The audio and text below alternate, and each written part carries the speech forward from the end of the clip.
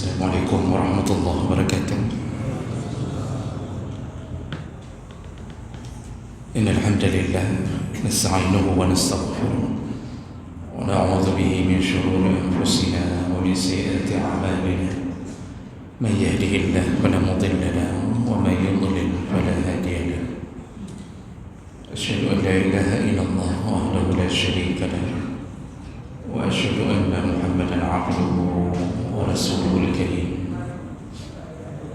Allahumma salli wa sallim ala nabiyyina wa sayyidina al-Mustafa Muhammadin wa ala alihi wa ashabihi ajma'in. Amma ba'd. Rabbi shrah li sadri wa yassir li amri wa hlul 'uqdatam min lisani yafqahu qawli. Segala puji bagi Allah, kemudian salawat dan salam kepada Rasulullah, pada keluarga dan seluruh sahabat-sahabatnya. Jemaah salat maghrib dan isya, bapak-bapak dan ibu-ibu yang Allah muliakan insyaallah. Kita akan sambung pelajaran kita masih tentang adab dalam bersedekah. Di pertemuan kita yang terakhir kita membahas bahawa di antara adab bersedekah yaitu hendaknya seseorang tidak menunda-nunda dalam bersedekah.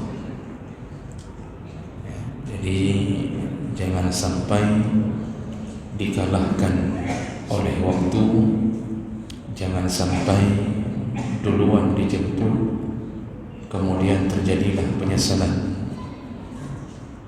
Jadi sedekah itu jangan dipikir terlalu panjang, karena salah satu penyakit yang dibisikkan oleh syaitan bernama taswif. Jadi ada penyakit yang dibisikkan oleh syaitan, dan itu menjadi salah satu waswasah syaitan, penyakit taswif. Penyakit taswif itu seseorang diajak oleh syaitan untuk menunda, bukan untuk membatalkan sedekah, tapi menundanya. Jadi disebut taswif, seseorang akan mengatakan saufa, oh ya nanti pasti. Jadi ketika diajak bersedekah dia mengatakan saufa atas sedekah, nanti pasti saya sedekah, tenang aja, pasti ya besok saya sedekah. Padahal dia tak tahu apakah hari ini menjadi hari terakhirnya di dunia atau tidak. Maka beruntunglah orang yang diberi kekayaan oleh Allah, lalu kemudian dia menumpahkannya di jalan Allah. Dia perbaiki masjid, dia buat orang-orang merasa nyaman di masjid. Maka semua kekhusyuan, kenyamanan bagi orang-orang yang salat di dalam masjid, dan itu mengalir pahalanya menjadi jariah kepada orang yang telah bersedekah bersama untuk menegakkan syiar Allah di dalam masjid. Nah, jadi kesimpulan kita di pertemuan sebelumnya, jangan menunda-nunda sedekah. Apa yang ada segera lakukan. Nabi saja pernah pada suatu hari setelah salat tiba-tiba beliau bangkit, langsung bangkit. Biasanya beliau berzikir, langsung bangkit, sehingga mengherankan para sahabat, ada apa? Lalu tidak lama baru beliau kembali. Beliau kembali ke masjid dan sahabat bertanya, ada apa ya Rasulullah? Kenapa engkau tiba-tiba pergi begitu saja? Apa jawaban Nabi? Aku teringat setelah salat ada emas yang belum kusedekahkan. Dan beliau tidak menunggu selesai zikir, langsung pulang. Padahal beliau jaminan surga. Tetapi begitu keadaan Nabi SAW. Nah, kenapa beliau melakukan itu? Itu menunjukkan bahawa sedekah itu akan sangat-sangat bermanfaat ketika kita sudah meninggal. Sedekah itu pembela kita yang paling hebat di hadapan Allah. Sedekah itu bisa menyebabkan api neraka tak jadi menelan kita. Itu makanya bersegeralah bersedekah. Tergantung kemampuan masing-masing. Baik, kita lanjutkan. Berikutnya di antara adab bersedekah yaitu as-sadaqatu fis sarra wad dharra. Tetaplah bersedekah baik dalam keadaan sedang lapang ataupun sedang susah.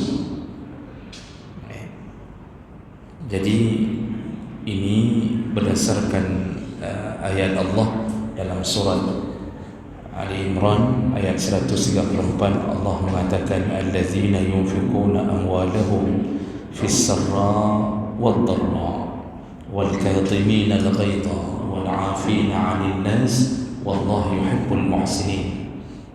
Jadi kata Allah, di antara hamba-hamba Allah yang paling dicintai Allah yaitu alladzina yunfiquna amwalahum, mereka senantiasa bersedekah dengan harta mereka, fis sarra, baik dalam keadaan sedang lapang, wad dharra, ataupun dalam keadaan sedang susah.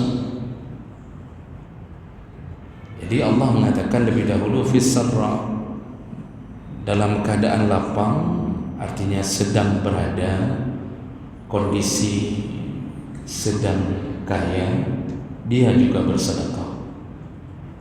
Jadi kan kalau kita pikir sedekahnya orang kaya itu kan hal yang biasa, tapi sebenarnya malah itu hebat sedekahnya orang kaya. Kenapa? Orang kaya itu paling mudah didekati syaitan untuk tidak bersedekah.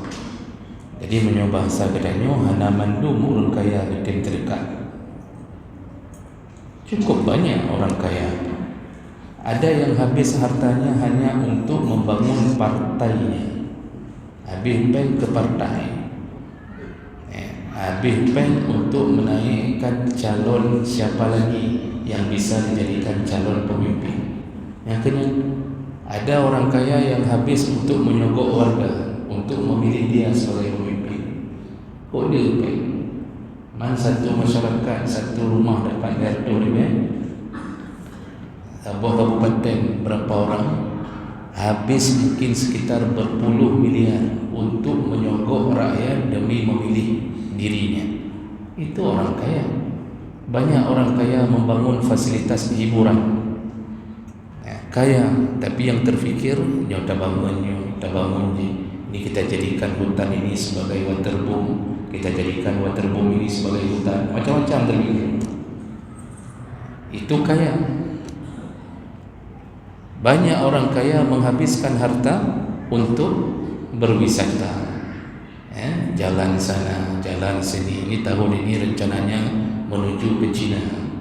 Jadi karena China sedang viral-viralnya menjadi saingan Amerika, dia ingin mengunjungi China. Habis ratusan juta untuk berkunjung ke China. Tahun depan pergi lagi, pergi ke Paris. Dia ingin bunuh diri di Menara Eiffel, misalnya itu. Macam-macam terfikir orang kaya. Jadi jangan kita pikir wajar orang kaya kamu sedekah. Belum tentu. Tak semua orang kaya mau sedekah. Makanya Allah pun membanggakan orang kaya yang sedekah dengan mengatakan di antara hamba Allah yang paling dicintai alladzina yunfiquna fis sarra. Dia dalam keadaan kaya pun dia tetap teringat sama Allah. Nanti di dalam hadis lagi disebutkan oleh Rasulullah, barang siapa yang mengingat Allah, sebentar saya agak lupa bunyi hadisnya ini. Yang intinya begini, nanti saya sebutkan bunyi hadisnya, karena hadis tidak boleh kita olah sendiri. Jadi dalam ilmu hadis itu kalau kita agak kurang-kurang teringat, maka disuruh sambung hadisnya dengan ucapan au kama qala, atau seperti yang disebut oleh Nabi. Yang adab dalam mengeluarkan hadis diurung-urungnya hadis palsu berdekat di atas mimbar. Jadi beraninya bernipu di atas Nabi, memakai nama Nabi, hadis-hadis palsu pun itu diangkat di atas mimbar dan tidak memberitahukan bahwa itu hadis palsu. Maka banyak orang beramal dengan hadis palsu. Ini yang perlu kita fahami juga. Jadi Nabi menyebutkan begini, barang siapa yang mengingat Allah firraqa, maka Allah akan mengingatnya fi syiddah. Siapa yang mengingat Allah di dalam keadaan sedang bahagia, maka Allah akan mengingatnya ketika dia sedang kesulitan. Jadi orang yang mengingat-ingat Allah dalam keadaan sedang ada, sedang kaya, ingat Allah. Sedang susah, Allah akan mengingatnya lebih banyak.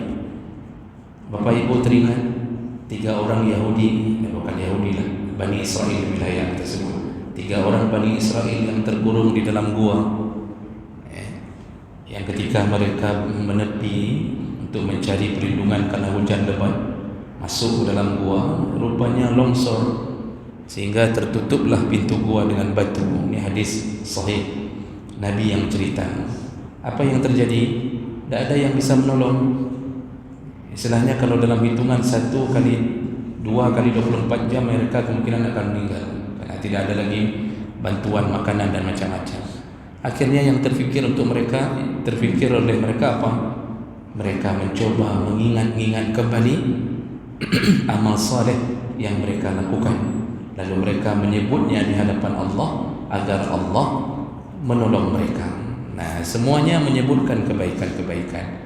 Dan salah satu di antara mereka menyebutkan kebaikan apa? Ya Allah, dulu ketika aku mempekerjakan seorang yang bekerja untuk memelihara binatang ternaknya. Ini orang kaya nih. Jadi dia banyak binatang ternaknya. Jadi dia berkata, aku punya seorang pekerja dan setiap bulan aku beri gaji. Namun kemudian pada suatu waktu dia pergi sebelum mengambil gajinya. Sebelum mengambil gaji dia sudah pergi. Jadi dia tidak sempat diberikan gaji. Nah, lalu kemudian gajinya, ya Allah, ku belikan seekor kambing, lalu ku pelihara kambing itu dengan gaji yang sebenarnya akan kuberikan ke dia. Nah, setelah bertahun dan kambing itu telah beranak pinak banyak sekali, lalu kemudian tiba-tiba karyawan itu, pegawai itu tiba-tiba datang dan dia meminta gajinya. Maka aku pun mengatakan, gajimu kambing ini, dan dia telah beranak pinak. Maksudnya mau dibilang ini hasil gajimu sekarang telah kuberikan kambing. Lalu rupanya pegawai itu mengatakan, ya kalau begitu ya aku ambillah kambingnya. Rupanya bukan satu diambil kambingnya, bukan sesuai dengan gajinya saja, seluruh anak-anak kambing diambilnya semua. Padahal kan itu hasil peliharaan dari majikannya juga. Ya, akhirnya majikan ini ya urut-urut dada lah. Berarti dia yang pelihara, dia yang mengembangkan gaji itu ternyata diambil semua. Padahal yang haknya kan cuma gajinya saja diambil, tapi diberikan. Dilapor ke Allah, ya Allah, seandainya amalku itu engkau terima ya Allah, maka bukalah pintu gua ini, geserlah batu ini ya Allah. Ternyata Allah terima amalnya yang dulu, Allah geser batu itu. Itu salah satu amal yang diterima Allah. Ketika sedang kaya mengingat Allah, ketika sedang susah diingat oleh Allah. Nah, makanya salah satu yang dibolehkan dalam berdoa adalah bertawassul dengan amal saleh sendiri. Jadi disunnahkan Pak kalau berdoa itu sebut amal saleh. Tapi apakah itu riya? Tidak. Karena yang disebut riya kepada manusia. Kalau kita berbisi-bisi dengan Allah, itu tidak disebut riya. Memang hanya kepada Allah kita persembahkan amal. Makanya Allah Subhanahu Wa Taala memuji orang-orang yang ketika kaya bersedekah. Jadi jangan kira, karena manusia ini kadang-kadang mengira bahwa orang kaya sedekah biasa, hana biasa. Tidak semua orang kaya mau sedekah. Lalu Allah sambung, dan juga yang dipuji Allah wad-dharra, yaitu orang-orang yang sedekah dalam keadaan dharra, kesusahan. Jadi kaya sedekah, waktu susah pun dia bersedekah.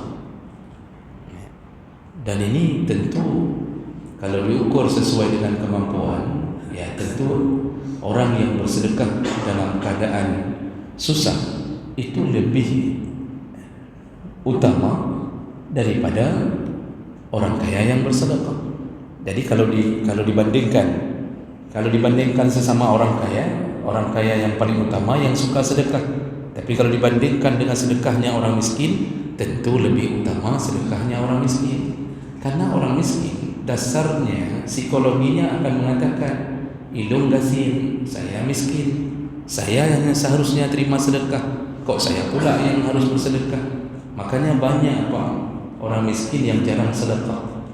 Orang miskin biasanya kalau sudah mentalnya merasa miskin, walaupun dia betul-betul miskin, itu dia akan memposisikan dirinya sebagai orang yang selalu berhak untuk menerima, bukan memberi. Yang lebih parah lagi, orang kaya mentalnya miskin. Orang kaya tetapi hatinya miskin. Jadi sampai merasa kasih. Jadi kalau diajak untuk bersedekah, alah dong kan cukup le yang kebutuhan, dong pergi dengan apa? Saya sedang tak ada uang begini dan begitu. Padahal kalau kita buka dompetnya, itu uang merah bersusun rapi. Itu baru dalam satu kotak. Kita buka kotak lain ada lagi, tapi selalu merasa miskin. Ketika jalanan lewat di masjid, dari sekian uang merah dia cari yang warna abu-abu. Warna abu-abu pun yang merahnya hana gemat. Selalu merasa ini nanti saya butuh ini, butuh itu. Begitulah mental kalau orang sudah miskin. Si miskin pun belum tentu mau bersedekah, karena keadaan dia membuat dia merasa bahwa dia berhak menerima sedekah, bukan memberi sedekah. Yang lebih parah lagi, si miskin pun kemudian terjebak ke dalam perbuatan yang laknat, yang hina. Apa dia? Mulai mengemis. Miskin itu baru boleh meminta-minta, kata Nabi, kalau hidupnya betul-betul sudah tak mampu. Jadi betul-betul tak ada harapan, badannya cacat, dia tak mampu untuk mencari nafkah, tak ada keluarganya yang menolongnya. Di saat itu baru boleh. Tapi kenyataannya hari ini, dia hanya merasa miskin, lalu kemudian mengubah dirinya menjadi pengemis. Banyak mental-mental pengemis. Padahal kalau dia cari dengan tangannya, lebih mulia tak mekat boh kaya tak koh-koh. Lebih mulia kalau kita sudah diberi takdir oleh Allah menjadi miskin, potong buah-buahan. Biasa kan yang dipotong tu buah delima, dipotong-potong, dimasukkan ke plastik, lalu dia jual satu plastik 5,000. Kalau laku 100 biji, badung kan? Dimertuh dia kan? Tapi tidak mau. Maunya tahan tangan. Dia kena tahan tangan free, tak perlu modal, cuma tahan tangan. Pasang muka sedih, pakai baju-baju yang mirip-mirip orang miskin, pakai baju-baju batik. Nanti habis selesai mengemis, masuk ke kamar mandi, ganti baju, dijemput dengan mobil Avanza. Kan kok kurang ajar. Cukup banyak itu, Pak. Makanya di mana-mana saya mengatakan tak perlu memanjakan mereka yang sebenarnya bukan miskin, Pak. Dan itu perbuatan terlaknat sebenarnya. Sampai dilaknat oleh Nabi, kan sering kita ucapkan. Terlaknat sampai Nabi mengatakan, semua pengemis-pengemis itu yang suka menadah-nadahkan tangan, tidak berusaha sedikit pun, maka dia dibangkitkan di hari kiamat, wajahnya tidak berdaging. Wajahnya tidak berdaging, kata Nabi. Apa maksud wajah tak berdaging? Dicabut daging dari wajahnya, sebagaimana dulu di dunia dia mencabut rasa malunya. Ana maleli deng balampu merah dok-dok kaca motor go, diketuknya kaca mobil orang. Jadi tidak ada malu lagi berdiri. Begitu perbuatan yang tak baik dan tidak ada berkahnya. Makanya tidak ada pengemis yang hidupnya berkah, tidak ada. Udip mana-mana aja begitu-begitu saja. Kadang-kadang kita tidak mengemis, tapi kita suka meminta-minta. Asal ada orang berhaji, Kita pesan ini, pesan itu mental pengemis juga. Makanya kepada orang yang pergi haji, pergi umrah itu jangan pesan apa-apa. Jangan ilmu yang penting zam-zam doh, zam-zam sabah puluh. Nanti ada yang pesan sajadah Turki, ada yang pesan peci, macam-macam.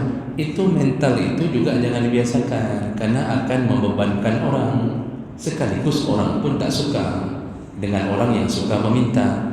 Makanya jamaah haji kadang-kadang atau umrah itu kadang-kadang pulang, sebelum pulang sudah ada macam-macam di rumahnya. Dibeli di mana? Di pasar impres, dibeli di toko-toko. Enggak permendan harus dari Makkah, enggak. Dia nak beli kali. Kenapa? Karena dia tahu bukan perbuatan yang dia sukai, meminta-minta. Makanya jangan minta-minta. Dibawa pulang alhamdulillah, tidak dibawa na'udzubillah. Itu hal yang silahkan kembalikan kepada orang yang pulang. Jadi jemaah melakukan Allah Subhanahu wa taala. Pujian Allah bagi orang miskin, dalam keadaan miskin pun masih bersedekah.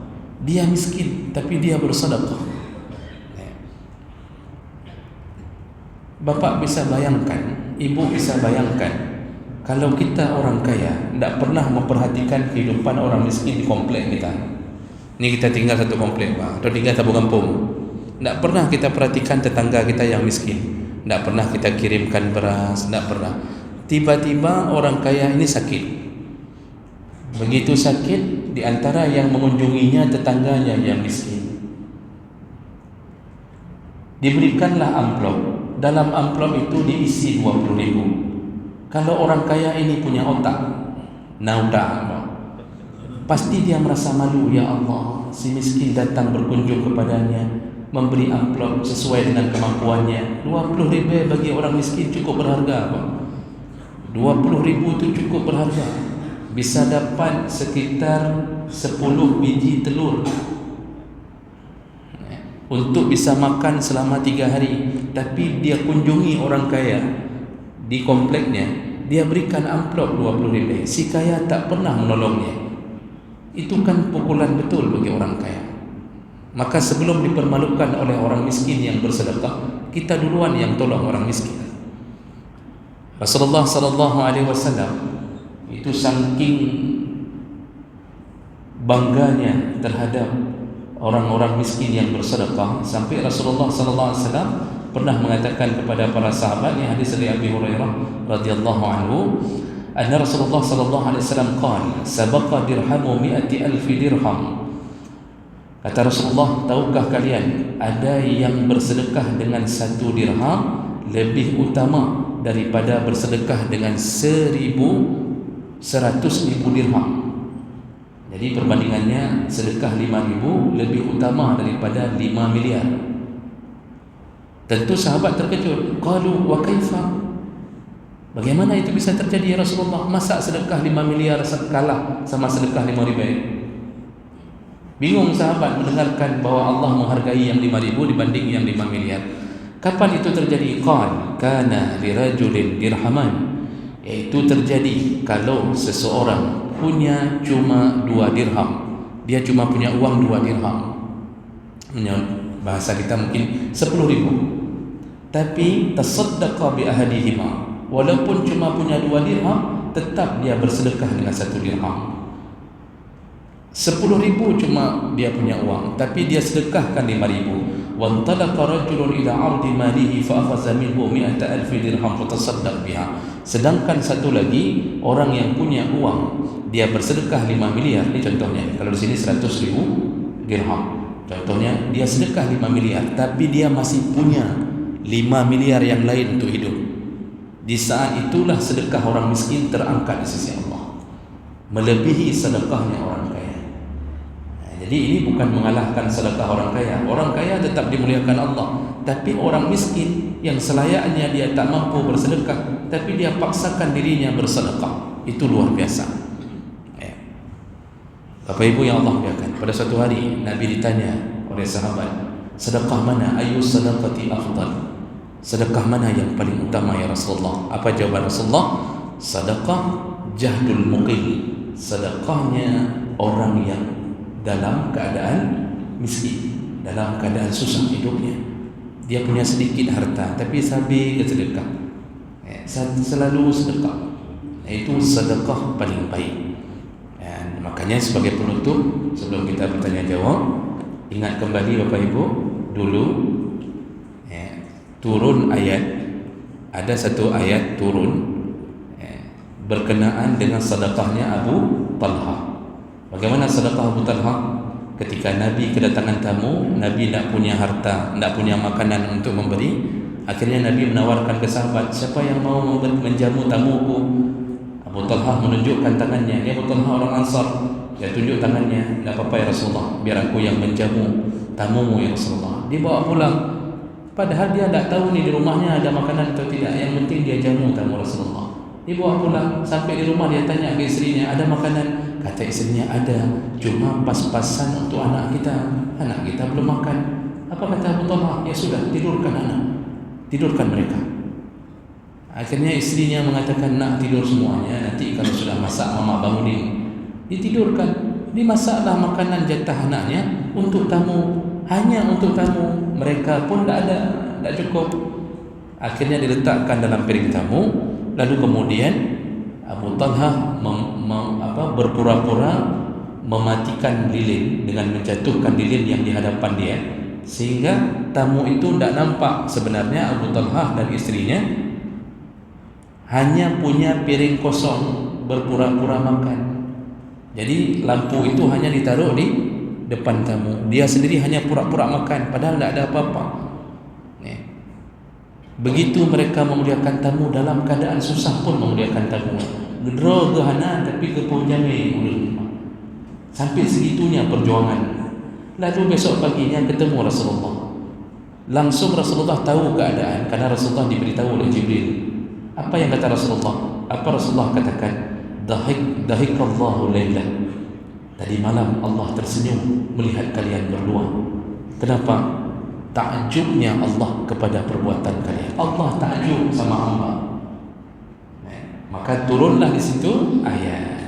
Kata Rasulullah, turun ayat gara-gara Abu Talha. Yang inti ayatnya, wa yu'siruna ala anfusihim walau kana bihim khassasah. Lihatlah orang Ansar, mereka tetap menolong orang walaupun diri mereka sendiri dalam keadaan khassasah, dalam keadaan miskin, tidak punya, tetap tolong orang. Sampai turun ayat menghargai orang miskin yang bersedekah. Maka Bapak Ibu yang Allah muliakan, baik tapi darasaro degasin, maka berjuanglah, karena dunia ini memang Allah takdirkan antara kaya dan miskin, tapi akhirat kita semua dikumpulkan Allah di dalam surga dengan perjuangan kita di dunia.